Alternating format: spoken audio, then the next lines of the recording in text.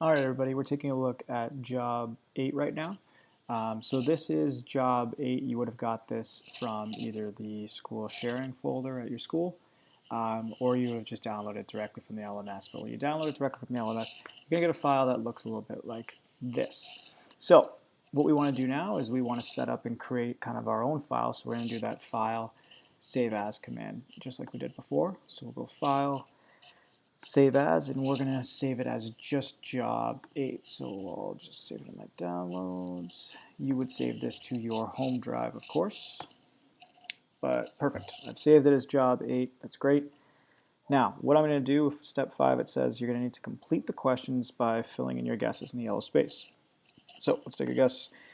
3 plus 4 times 3, well, according to BedMath, I got to do 4 times 3 first, so that's 12, plus that 3, so this is going to be 15, hopefully. What is the capital of Canada? Okay, well, why don't we say, let's get this one wrong. Let's put Toronto.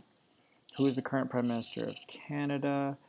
Okay, let's just say, and what is the largest mammal on Earth?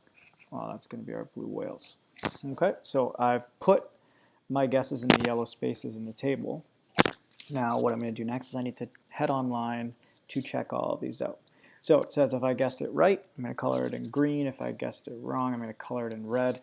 So this one is definitely going to be right. So what I do to color it? Well, I got a couple of options. I can either just use this little thing right here, call it shading, or I can head over to table design and find another shading box there. So either one's going to work. Since I'm here, I'll just do this. This one is correct, so I'll color it in green. Okay. My blue whales guess was also correct, so I'll color this in green as well. Just click on that. But these two, unfortunately, were wrong. And they're right beside each other, so I'll just highlight both, change my shading to red, and I've highlighted it in red. Perfect.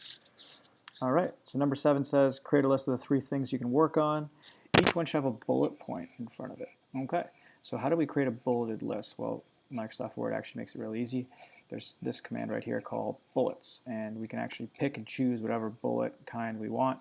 Most people just end up choosing this, so we'll choose that for now. So 3 things I can do to be more successful in school: study, do homework, pay attention. Wicked. All right, good stuff. We have done step 7, so we'll move to step 8. Next, I'm going to need to find the definition of the word highlighted in the table. So we have the word, is that yet? Yet. Oh, yeet. Okay, so we're going to have to look up the word yeet. So I've given you a hyperlink here. This hyperlink is just some text that is linked to an actual website. So as soon as I click on it, it's going to bring me to that website.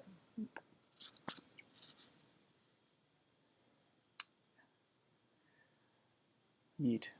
Ridiculous. Okay, so what does yeet mean? Yeet is an exclamation of excitement, approval, surprise, or all-around energy, often issued doing a dance or throwing something. I don't understand. I don't understand people anymore. Okay, so what I'm going to do is I'm going to highlight this all. I'm going to right-click. I'm going to copy it. I'm going to bring it back into my table, and I'm going to put it in this box here. So I'm going to paste it using my paste command, or just using Control V on your keyboard. Okay, I'm going to color the background of the definition any other color than white, so I'm going to color this, let's color it, oh, this looks good. Beautiful. So I've done that. Now you'll notice that since I copied and pasted this, it kind of gave it this weird little background around it. We're going to leave that for now. Yours might not even come with this little background, and that's okay too. We'll cover ways to get rid of that in a future topic. But for now, that looks good. Lastly, change the border on the page to 6 px and shadow. All right, so I will do that. So we did that in one of the other jobs. So we go to design, we go to page borders, and now instead of taking the box, I'm going to pick the shadow, and I'm going to pick 6. Now you see this deep dark shadow here. Perfect. Oh, I've created another page.